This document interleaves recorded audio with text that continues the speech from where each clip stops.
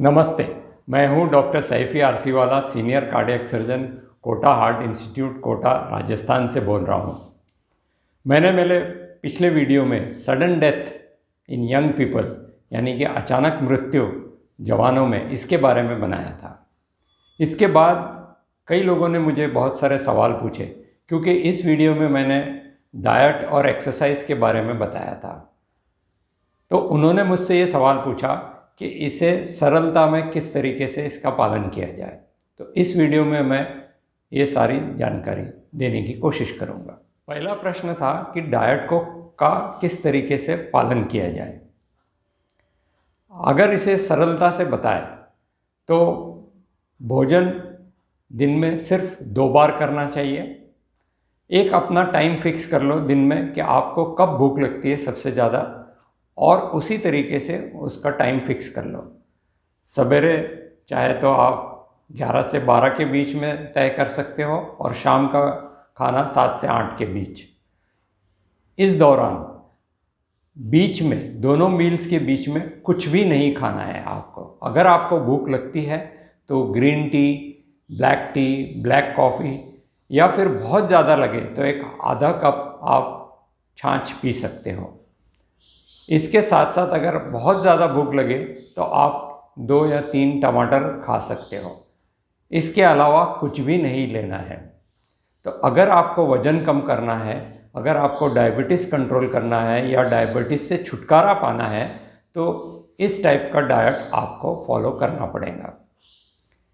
ये हमारे डॉक्टर जगन्नाथ दीक्षित, इन्होंने डिस्क्राइब किया है, और कई लोगों का इस भोजन से, इस टाइप के डाइट से फ़ायदा हुआ है। सिर्फ इतना ध्यान रखें कि जो डाइट का समय है वो 50 से 60 मिनट के अंदर ही हमें पूरा खाना खा लेना चाहिए। इस दौरान आप सब कुछ खाना खा सकते हो, और अगर आप डायबिटिक हो तो मिठाइयाँ और स्वीट अवॉइड करें। आप फ्रूट्स खा सकते हो, ड्राई फ्रूट्स खा सकते हो, लेकिन खाने का समय है सिर्फ 50 से 60 मिनट, यानी दिन में 2 बार खाना है, और खाने का टाइम है 50 से 60 मिनट। यानी हमारे भारत में एक पुरानी कहावत है कि जो 3 बार खाता है वो रोगी होता है, जो 2 बार खाता है वो भोगी होता है, और जो 1 बार खाता है वो योगी होता है। तो अगर आपका वज़न बहुत ज़्यादा है तो आप 2 की जगह 1 बार भी खाना दिन में खा सकते हो। तो इससे आपकी सेहत भी बनी रहेगी, वज़न जल्दी कम होगा, मोटापा कम होगा, डायबिटीज़ आपका कंट्रोल में आ जाएगा, या हो सकता है रिवर्स भी हो जाए, आप नॉर्मल भी हो जाओ। आपको डायबिटीज़ की कोई दवाइयों की भी ज़रूरत नहीं पड़ सकती है। तो ये हुआ डाइट के बारे में। दूसरा प्रश्न इनका था कि हमें कैसा पता चले कि हम एक्सरसाइज की हमारी कैपेसिटी कितनी है। तो जब कभी भी आप एक्सरसाइज करते हैं तो 3 पैरामीटर्स है जिससे हमें पता चलता है कि हमारी एक्सरसाइज की कैपेसिटी कितनी है। अगर हम कार्डियोवास्कुलर एक्सरसाइज या एरोबिक एक्सरसाइज कर रहे हैं या किसी भी तरीके की एक्सरसाइज कर रहे हैं, तो पहला आता है हार्ट रेट। मैंने इस वीडियो में सारे लिंक दिए हैं एक्सरसाइज, स्ट्रेस और डाइट के बारे में, आप वो वीडियो भी देख सकते हैं। और हार्ट रेट के बारे में मैंने एक वीडियो में बताया है कि मैक्सिमल हार्ट रेट क्या होता है और उसका कैसे उपयोग किया जा सकता है। मैक्सिमल हार्ट रेट आपका क्या होना चाहिए, इसका फॉर्मूला है 200 माइनस आपकी एज, यानी कि अगर आप 60 साल के हैं तो आपका मैक्सिमल हार्ट रेट हुआ 140, 200 माइनस 60।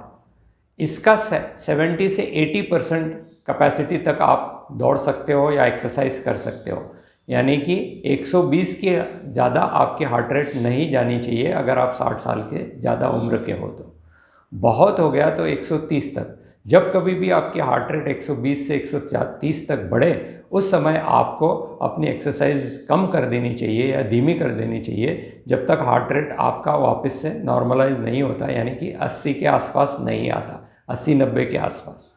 फिर आप फिर से एक्सरसाइज कर सकते हो, फिर अपना हार्ट रेट बढ़ा सकते हो, लेकिन कभी भी अपना हार्ट रेट 140 के ऊपर मत जाने देना। ये आपके लिए डेंजरस साबित हो सकता है। इससे हार्ट अटैक आने की संभावना हो सकती है अगर आपने एक्सरसाइज अपने मैक्सिमल हार्ट रेट से ज़्यादा की तो। दूसरा पैरामीटर है ऑक्सीजन सैचुरेशन। कोरोना के पीरियड में हम सबको ऑक्सीजन सैचुरेशन के बारे में पता चला और हमारे पास बहुत लोगों के पास ऑक्सीजन सैचुरेशन प्रोब भी अवेलेबल है। अगर रेस्टिंग ऑक्सीजन सैचुरेशन आपका 95 से कम है तो कृपा करके आपको कोई भी एक्सरसाइज नहीं करनी चाहिए। पहले अपने डॉक्टर से संपर्क करें, उनकी सलाह लें कि आपका ऑक्सीजन सैचुरेशन कम क्यों है और फिर उनकी सलाह के मुताबिक आप एक्सरसाइज कर सकते हो। अगर आपका रूम एयर सैचुरेशन रेस्टिंग पे 100% है या 99% है तो आपको उतनी ही एक्सरसाइज करनी है। जब आपका ऑक्सीजन सैचुरेशन अगर 95 से नीचे जाता है तो वहाँ पे आपने रुक जाना है।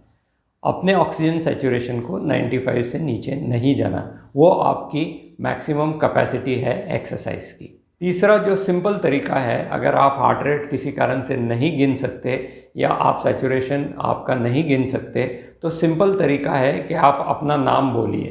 जैसे कि मैं कहता हूँ, मेरा नाम है डॉक्टर सैफी आरसी वाला। ये पूरा सेंटेंस अगर आप आसानी से बोल सकते हो उतनी आपको एक्सरसाइज करनी है। जब आप एक्सरसाइज करते हो तो हल्के से आपको सांस खुलेगा और अगर आप अपना नाम आसानी से नहीं बोल सकते हैं उसका मतलब आपकी मैक्सिमम कैपेसिटी आप पहुंच गए हैं। अब इससे ज़्यादा एक्सरसाइज आपको नहीं करनी है और आपको रुक जाना है। तो ये 3 महत्व के पैरामीटर्स है जिसे आपको फॉलो करना है और अपने हिसाब से अपनी एक्सरसाइज की कैपेसिटी आपको पता होनी चाहिए। इसी तरीके से अगर आप जिम में वेट ट्रेनिंग करते हो तो कोई भी वेट आप इतना करना चाहिए कि आप उसके 15 रेपिटेशन आसानी से कर सके और उसके 3 सेट्स कर सके। अगर आप 8 से 10 ही रेपिटेशन करते हो तो वो वेट आपके लिए ज़्यादा है। तो वेट कैसे जानना है कि हम कितना वेट उठा सकते हैं? आपकी 15 रेपिटेशन आराम से होनी चाहिए और 15 रेपिटेशन के आप 3 सेट्स कर सकते हो। ये आपकी वेट आपके लिए परफेक्ट है। अगर आप किसी भी तरीके से ज़्यादा वेट उठाने की कोशिश करेंगे तो आपको मसल वीकनेस भी आएंगी और वो खुद आपकी बॉडी आपसे कहेंगी कि ये वेट आपके लिए ज़्यादा है। तो कृपया करके कभी भी ओवर एक्सर्ट जिम में न करें क्योंकि इससे आपको हार्ट अटैक आने की संभावना बढ़ जाती है। ये पूरा अपने ऑक्सीजन सप्लाई और डिमांड पे डिपेंडेंट है। अगर आपकी डिमांड ऑक्सीजन की बढ़ जाती है और सप्लाई कांस्टेंट रहता है तो आपको एक हार्ट अटैक आने की संभावना होती है क्योंकि ऑक्सीजन सैचुरेशन आपका शरीर का कम हो जाता है। इसलिए आप ज़्यादा तेज़ी से सांस लेने लगते हो ताकि आपको मैक्सिमम ऑक्सीजन मिले। लेकिन एक लिमिट के बाद आप ऑक्सीजन अंदर ले नहीं सकते, लेकिन आपका डिमांड बढ़ने के कारण आपको एक ऑक्सीजन डेफिसिट क्रिएट होता है अपने शरीर में और उसके कारण हमें जो प्रॉब्लम्स आती है वो आ सकती है, जैसे कि हार्ट अटैक या सडन डेथ। सो कृपा करके इन चीज़ों का ध्यान रखें और इसी के साथ मैं आज का वीडियो समाप्त करता हूं और मैं आप सब के लिए प्रार्थना करता हूं कि आप सुरक्षित रहें, स्वस्थ रहें। जय हिंद, धन्यवाद।